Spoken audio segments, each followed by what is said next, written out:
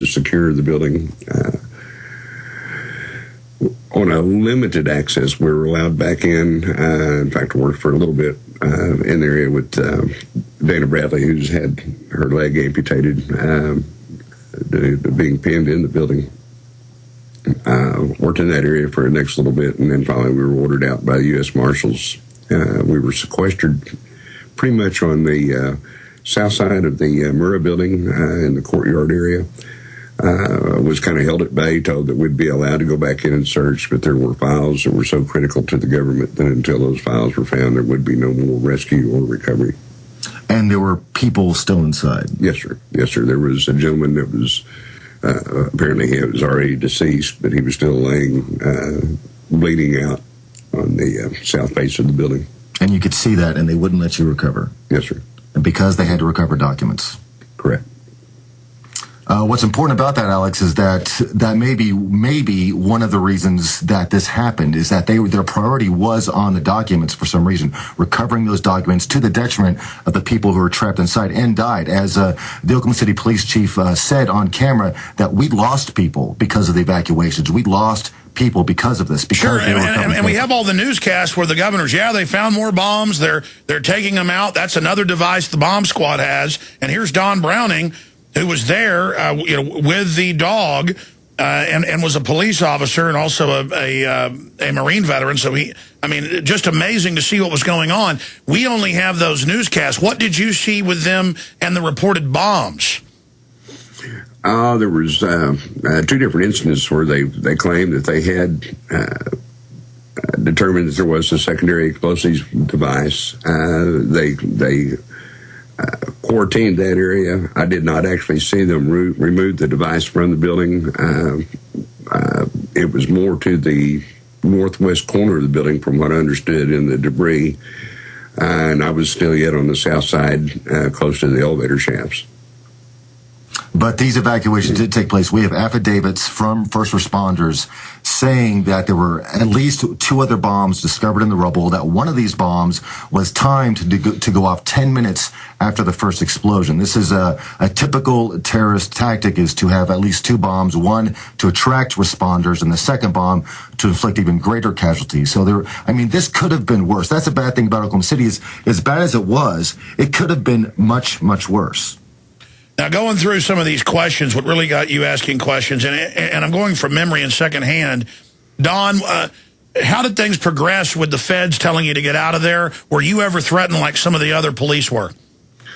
Yes, sir. At one point that morning, I was advised that we were going to be arrested by federal marshals if we did not leave the immediate area. Like I said, we didn't want to be a hindrance, didn't really understand what was going at that point. So we did withdraw and stayed sequestered there on the courtyard area in hopes that we were going to be allowed to go back in. And interestingly, we were advised at that point that no police dog would be allowed back in the building, that there would be the search and rescue dogs would be coming in from private sources. So they couldn't trust the Oklahoma City police, but they'd have some special people coming. I want to get into all the technicals and the horse patrol being mobilized before the bombing and what Terry Yeaky saw, and really the key points here with you, sir. But bottom line, from 16 years of researching this, being in it, and what you know and seeing this film, as a police officer, as an investigator, as a veteran, with a lot of different perspectives and wisdom, what do you believe really happened with Oklahoma City? I personally believe that there was a secondary explosion. I don't know whether it was sympathetic to the truck explosion and that it was just armament that was stored in the Murrah building. But due to the destructive nature of what occurred, in particularly closer to the east side of the building on the south side where there was just total destruction, I do believe that there was at least a sympathetic explosion. Exactly. The damage pattern to the building, when you look at it, is asymmetrical to the truck bomb. It's offset from the major damage to the building. The crater is offset from the major bite, as we show in the movie. It's on the other end of the building from it, and we can see it right behind you there.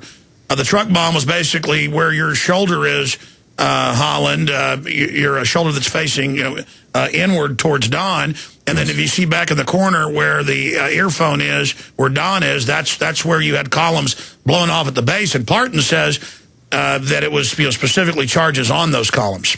Yes, we interviewed General Parton. I believe one of the first interviews anyone's ever given him on video. And he was a former head of Air Force weapons development. He spent 20 years blowing things up for the military and conducting bomb damage analysis. This is his job. He saw what happened in Oklahoma City. He saw the damage. He knew it could not be an ammonium nitrate truck bomb. So he analyzed, did his famous Parton report, which concluded that the columns inside the Murrah building were destroyed due to brisance damage, meaning that there were contact explosives on the columns, that the truck bomb was not the sole cause of destruction that day. That truck bomb did do a lot of damage, and it was powerful. But what it would have done to the Murrah building was basically blown in all the windows and damaged the facade, and certainly would have that's killed what you see in Saudi Arabia with trucks full of military grade, is it just blows the facade off and blows things through the building, sometimes both sides, but the columns are right there. The supporting columns were there, and the Murrah building was constructed in the 70s with bomb resistance in mind, because there was a lot more political instability going on in the post-60s era back then. Yeah, communist bombing stuff. Yeah, exactly. It was a federal building. It was designed with bombs in mind. And those columns would not have failed due to a truck bomb. That is an impossibility. In fact, the American Society of Civil Engineers was not even allowed on site to do their own analysis. They did an analysis, but they were kept 200 feet back. Well, that's another issue. They blow up the wreckage, more than half the building standing there. They act super suspicious. They threaten people. Hoppy Heidelberg, police officers, doctors that show up. The ATF's in their full gear like a minute after. As a police officer, Don, watching them act so suspicious, I mean, what does that look like to you? And what did other police officers tell you off record their view was on this? One of the bomb officers was describing to me one of what he thought was one of the secondary devices, and he said that he had a clock real similar to it sitting on his desk, which was just a 3-road stick of dynamite with an alarm clock stuck on it, just kind of a decoration type thing. And I really was serious about trying to convince me that that's what they thought was a secondary device. And of course, we got a little more involved in our conversations, and he said that they did find nitrous bottle end caps, other things that would help accelerate the info bomb. Exactly. One of the stories they propagated to cover one of the evacuations that 3 different bomb squads had mistaken a toy alarm clock as a real bomb, which is ludicrous, and no reason to evacuate the entire building before that could actually be concluded and ascertained on the site. You wouldn't evacuate the building before you actually determine that it was a bomb, especially because there's people inside bleeding out. But you've got pieces of the building blown the opposite direction away from the truck bomb on top of the building across the street.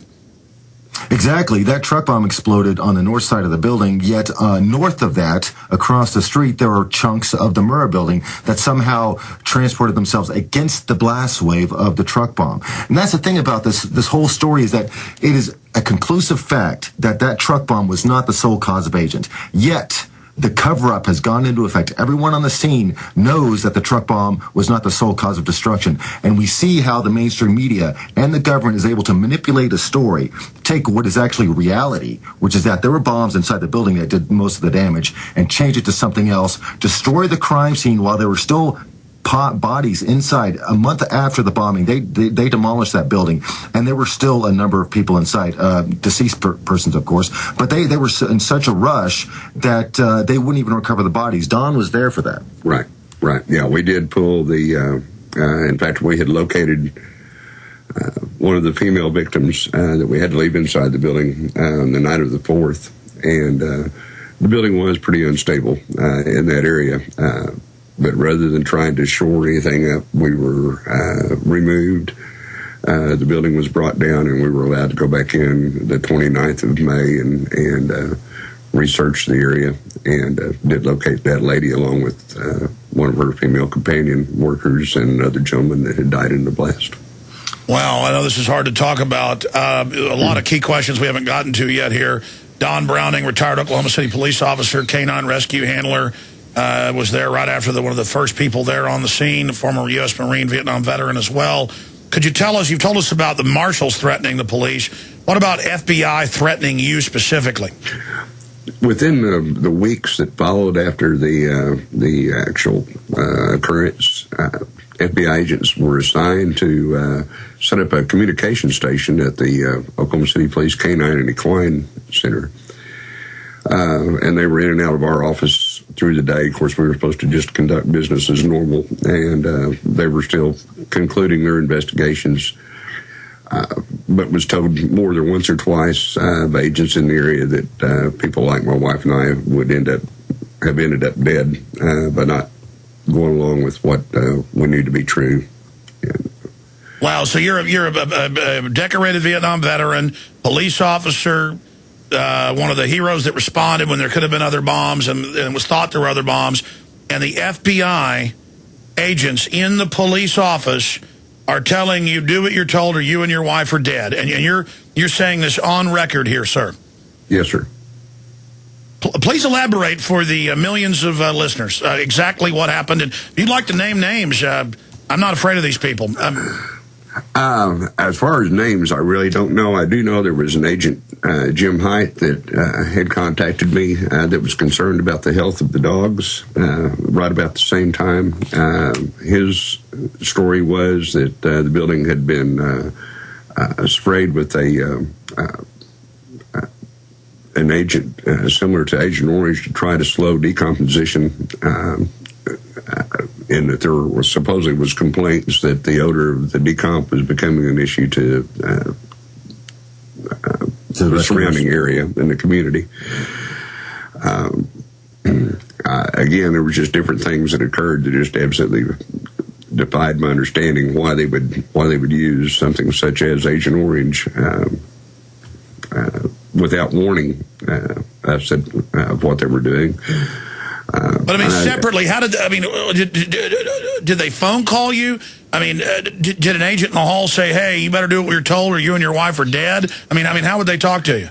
No, it was person to person in the hallway. They were in the office there at the Canine Center. So they'd say, "Do what you're told, or you and your wife are dead." Right.